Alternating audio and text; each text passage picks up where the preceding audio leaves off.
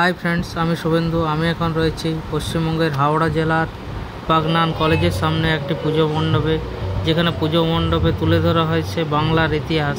বাংলায় বহু প্রাচীন ইতিহাস এখানে তুলে ধরেছে এ পুজো কার্যকর্তারা।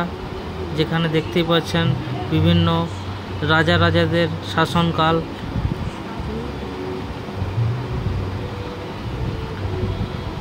বখতিয়ার খিলজি, মানসিংহ, বিভিন্ন রাজাদের এবং ইংরেজদের আমলে শাসনকাল তুলে ধরেছে। বাংলায় প্রায় 400 বছরের বেশি সময় ধরে মুসলমান ও নবাবদের শাসন চলেছিল।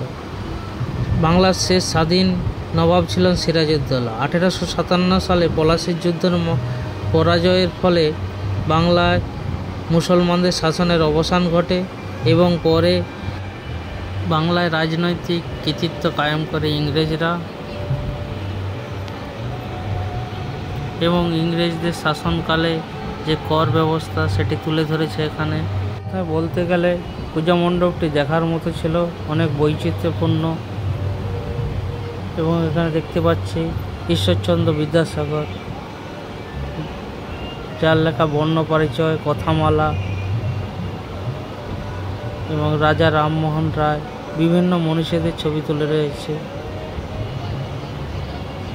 রাজা রামমোহন রায় সতীদাহ প্রথা, বাল্যবিবাহ রোধ, সিপাহী বিদ্রোহ। আর এই বাংলার মাটিতেই প্রথম ভারতের জাতীয় পতাকা উত্তোলন ঘটে। নীল বিদ্রোহ, বাংলার পুরো স্বাধীনতার ইতিহাস এখানে তুলে ধরেছে। মাতঙ্গিনী হাজরা, ভারত ছাড়ো আন্দোলন, যাকে আমরা গান্ধী বুড়ি নামে চিনি, এবং রবীন্দ্রনাথ ঠাকুর, সাহিত্যিক, কবি, নোবেলজয়ী, আজাদ হিন্দ ফৌজ, নেতাজি সুভাষচন্দ্র বসু। এক কথায় বলতে গেলে পূজা মণ্ডপটি দারুণ। পূজা মণ্ডপটিতে আগেকার দিনে কুটির শিল্প, মৃৎশিল্প এইগুলো সব তুলে ধরেছে, এবং আগেকার দিনে যে রাস্তার ধারে যে মাইল ফলক দেখতে পাওয়া যেত সেগুলো এখানে তুলে ধরেছে।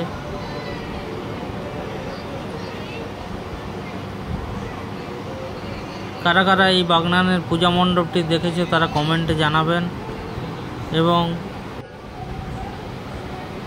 তারপরে দেখতে পেলাম পশ্চিমবাংলার একটি ম্যাপ, সম্পূর্ণ গামছা দিয়ে তৈরি। এক কথায় দারুণ।